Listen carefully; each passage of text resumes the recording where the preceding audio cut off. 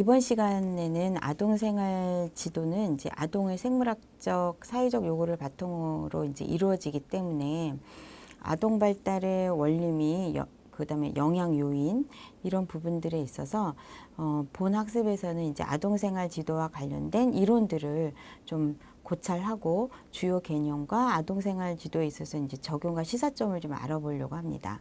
첫 번째로 그 아동 생활 지도에 있어서 이제 이론적인 접근으로서 정신분석학적 접근이 있습니다. 여기에 대표적인 학자는 프로이드인데요. 프로이드는 이제 여러분들도 잘 아시지만 20세기에 이제 인간의 사고와 행동에 대한 이해에 가장 큰 영향을 미친 분이시기도 하죠. 그래서 이제 정신분석 이론에 이제 기초를 두는 건데, 프로이드의 이론에서는 발달이 인간 행동을 동기화하는 무의식적 힘에 의해 이루어진다고 봅니다.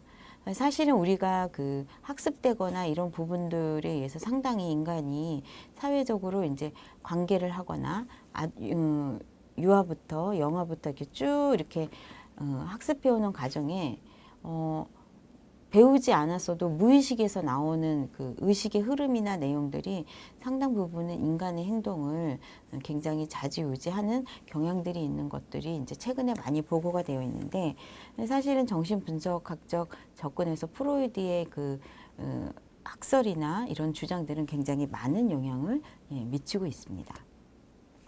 프로이드의 정신분석학적 접근의 이제 기본이 이제 가정이나 가설을 보면, 그래서 이제 마음을 움직이는 것은 심적 에너지에 있다. 그래서 심적인 에너지에 의해서 모든 것이 결정된다. 이런 부분들을 이제 주장을 하는 거죠. 상당 부분 굉장히 맞는 거죠. 그래서 실제로 아이들이 어떤 행동을 통해서 그것을 따라하고 싶고 하고 싶어 하는 것은 이게 마음을 움직이는 부분들이 굉장히 중요합니다. 이게 되게 감정적인 것도 있고 감성적인 부분들도 있고 되게 정의적인 부분들이 연결이 되어 있기 때문에 마음을 움직이는 것들이 굉장히 중요해요. 형식적이거나 아니면 아이들이 받아들일 때 정서적으로 받아들이지 못하는 것들이 있어서는 사실은 교육이나 훈련이나 학습이 되어 있지 가정에서 심화되는 경우가 많이 없습니다.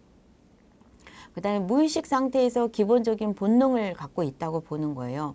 무의식적으로 나타나는 행동들이 그게 기본적인 본성일 수도 있다. 이렇게 보는 거죠. 실제로 현대사회에서 그런 이야기를 많이 합니다.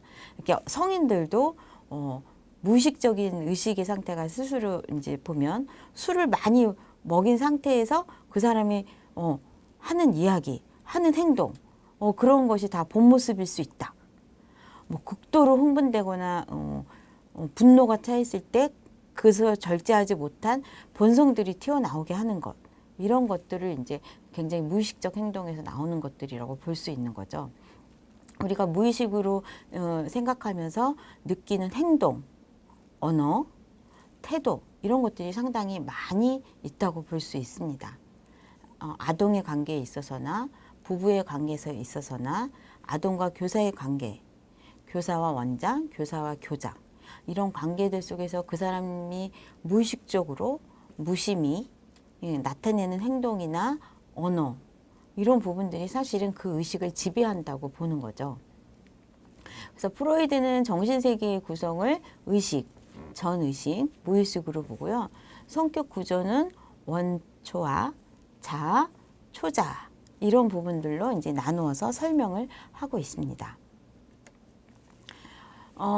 프로이드는 그 심리적 갈등과 해결 방식이 이제 성격을 형성한다고 보고 있고요.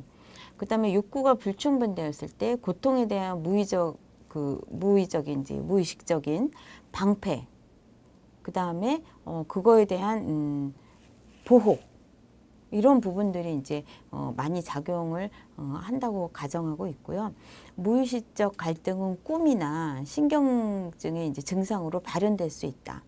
그러니까 본인이 그 여러 가지에 의한 무의식적인 작용들 중에 또 하나는 욕구가 불충분되었을 때, 아니면 여러 가지 갈등이 심했을 때 꿈으로 재현이 된다고.